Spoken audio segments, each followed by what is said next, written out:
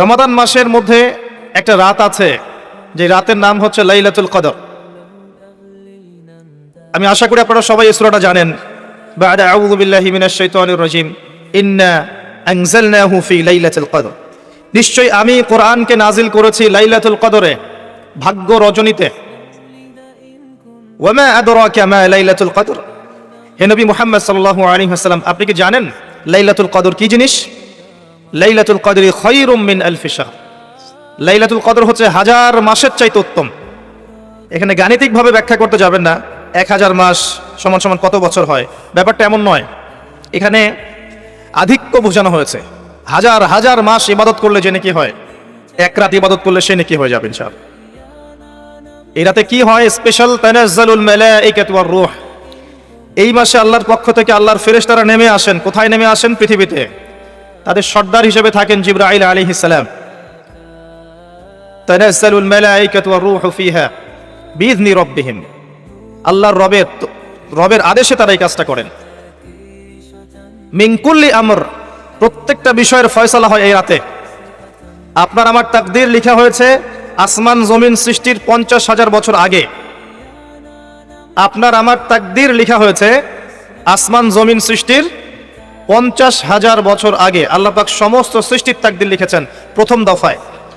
দ্বিতীয় দফায় তাকদীর লেখা হয়েছে যখন আমার আপনার রূহ আমাদের মায়ের গর্ভে ছিল 4 মাস 10 দিন বয়স। ওই সময় আল্লাহর পক্ষ থেকে ফেরেশতা আসেন, এসে লিখে দেন তার হায়াত, তার রিজিক, সে সৌভাগ্যবান না দুর্ভাগ্যবান। এরপর রূহটাকে ফুঁকে দেন, বাচ্চা নড়াচড়া শুরু করে।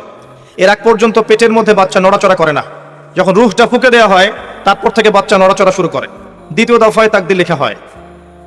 এরপরে তৃতীয় দফা লেখা হয় এই লাইলাতুল কদরে, যে আগামী 1 বছর কি হবে, আপনি কি করবেন, অর্থাৎ 1 বছরের বাজেট প্রণয়ন করা হয় প্রত্যেক লাইলাতুল কদরে। তানাজ্জালুল মালাইকাতু ওয়ার রূহ ফিহা বিইذনি রাব্বিহিম মিন কুল্লি আমর।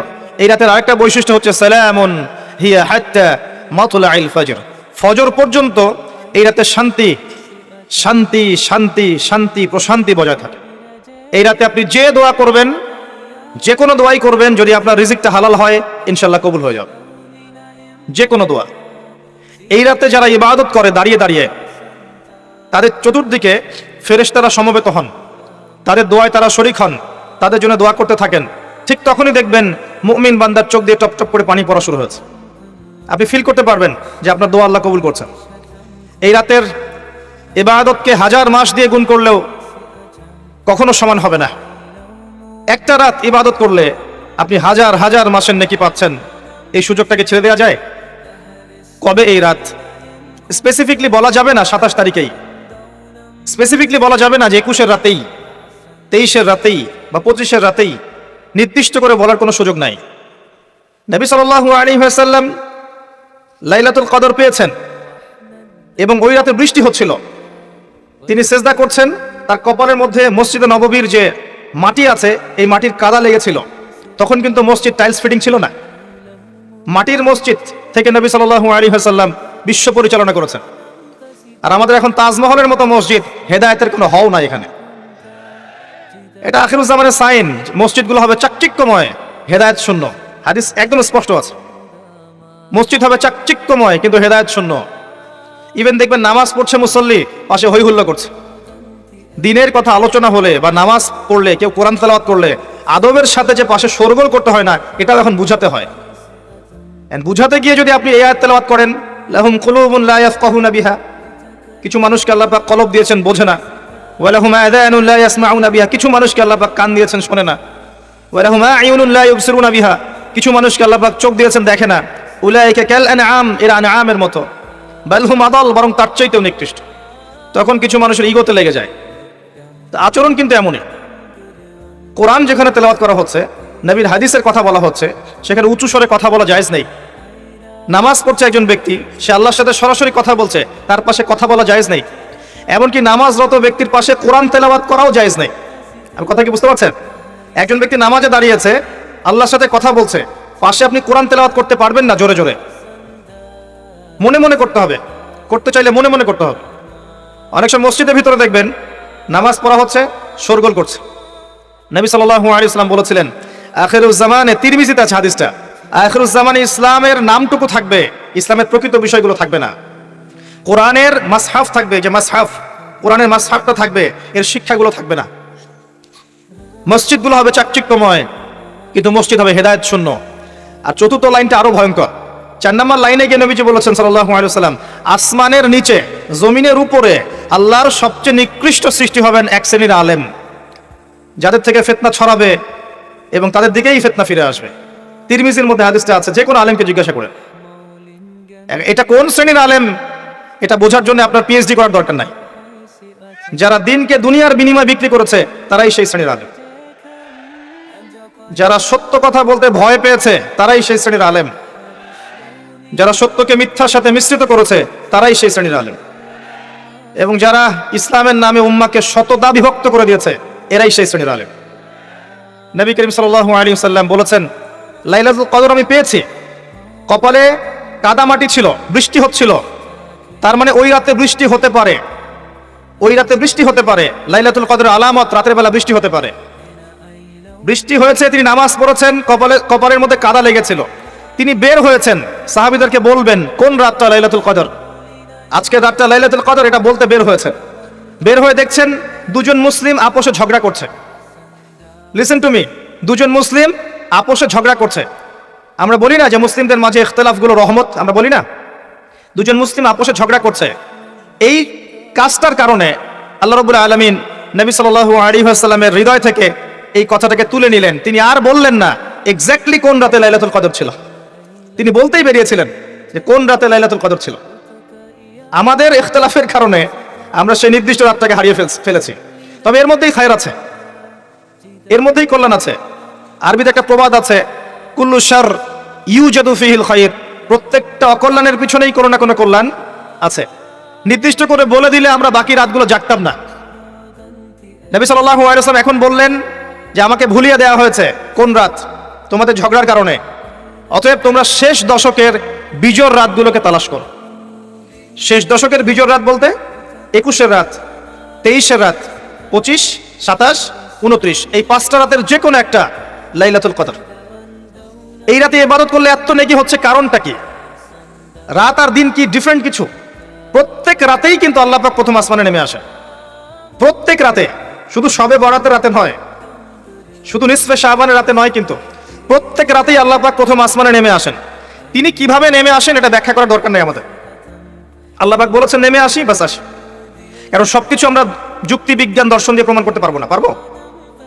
সায়েন্সকে জিজ্ঞাসা করেন যে স্বপ্নের ব্যাখ্যা কি, ঘুম কাকে বলে, আত্মা কাকে বলে, আত্মা কঠিন না তরল না বায়বীয়, পারবে সায়েন্স ব্যাখ্যা করতে? কবরের আযাব কি, জিন জাতি কি, জিন জাতি কাকে বলে, জিন জাতি কেমন দেখতে, মালায়েকা কেমন, তারা কিভাবে কাজ করে, তাদের ফাংশন কি, তারা কি ব্যাখ্যা করতে পারবে? আমাদের একটা চেতনা তৈরি হয়েছে, সায়েন্স যা বলবে তাই সত্য। এই চেতনা পুরোপুরি সত্য নয়। কোরআন এবং সুন্নাহ, আল্লাহ এবং তার রাসূল যা বলবেন সেটাই চূড়ান্ত সত্য। এর বাইরে সত্য মিথ্যার চূড়ান্ত কোনো মানদণ্ড নাই। হ্যাঁ, সায়েন্সের ভিত্তি আমরাই দিয়েছি, এটা অমুসলিমরা দেয়নি, এর ভিত্তি মুসলিমরা দিয়েছে। পরবর্তীতে এর উপর ঘষা মাজা করেছে।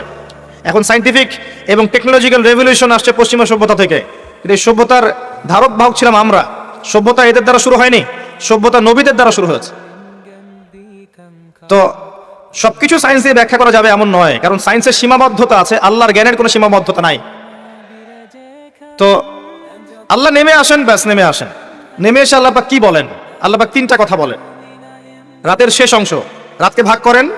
যদি 6টার সময় রাত শুরু হয়, রাত কিন্তু রাত 12টায় শুরু হয় না, সূর্য ডুবে গেলেই রাত শুরু হয়, এটাই ইসলাম।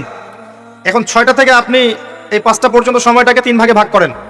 শেষের অংশ ধরে নেন যে 1টা থেকে 5টা, কথার কথা আমি এস্টিমেট করলাম। এই সময়টুকুতে আল্লাহ রাব্বুল আলামিন কাছে নেমে আসেন প্রথম আসমানে, অর্থাৎ তার রহমত নিকটবর্তী হয় এবং তিনি আহ্বান করতে থাকেন 3টা জিনিস। 1, কে আছো? আমার কাছে কিছু চাইবে, যা চাইবে আমি তাই দিব। 2, কে আছো? আমার কাছে ক্ষমা চাইবে, আমি তোমাকে মাফ করে দেব। 3, কে আছো? কে আছো আমাকে ডাকবে, আমি তোমার ডাকে সাড়া দেব।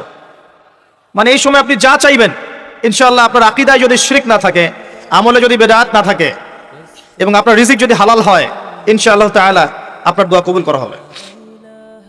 আল্লাহ পাক প্রত্যেক রাতেই নেমে আসেন। তাহলে লাইলাতুল কদরকে এত স্পেসিফিকলি ইম্পর্টেন্স দেওয়ার কারণ কি? একটাই কারণ, মনে রাখবেন, লাইলাতুল কদরকে মর্যাদামণ্ডিত করার এবং রমাদান মাসকে শ্রেষ্ঠ মাস মর্যাদামণ্ডিত করার একটা কারণ, only one reason behind it, সেটা হচ্ছে এই মাসে এবং এই রাতে আল কোরআন নাজিল হচ্ছে। কথা কি বুঝতে পারছেন? কোরআন নাজিলের কারণেই এই মাসটা মহামান্বিত, কোরআন নাজিলের কারণেই এই রাতটা সম্মানিত। ইন্না আনজালনাহু ফি লাইলাতুল কদর। আসুন সামনে যাই। নবী করিম সাল্লাল্লাহু আলাইহি ওয়াসাল্লাম যখন এই জাহেলি যুগে বাস করছেন, এই লাইলাতুল কদরে রমাদান মাসে আল্লাহ পাক কোরআন নাজিল করলেন। কি জন্য নাজিল করলেন? কারণ এই সমাজটাকে পরিবর্তন করার জন্য, সমাজের জাহিলিয়াতগুলোকে দূর করার জন্য নবী করিম সাল্লাল্লাহু আলাইহি ওয়াসাল্লাম প্রচন্ড ফিকির করতেন। কি করা যায়, কি করলে মানুষগুলো শিরক ছেড়ে দিবে, কি করলে সুদ বন্ধ হবে, কি করলে মাদক থেকে মানুষ দূরে থাকবে, কি করলে নারীর সম্মান বৃদ্ধি পাবে। তিনি ভাবতেন কিভাবে গোত্রীয় হানাহানি বন্ধ করা যায়, তিনি এগুলো ভাবতে থাকতেন। হেরা গুহায় বসে তিনি এগুলো ভাবতেন কি করা যায়। যুবক বয়সে তিনি হিলফুল ফুজুর তৈরি করেছেন এগুলো সমস্যা দূর করার জন্য, কিন্তু পরিপূর্ণরূপে সফল হয়েছেন বলতে পারি না আমরা, কারণ তখন ওহী আসেনি। এই ভাবতে ভাবতে ভাবতে ভাবতে একদিন এক রাতে তার কাছে আল্লাহর পক্ষ থেকে কোরআন নাজিল হলো।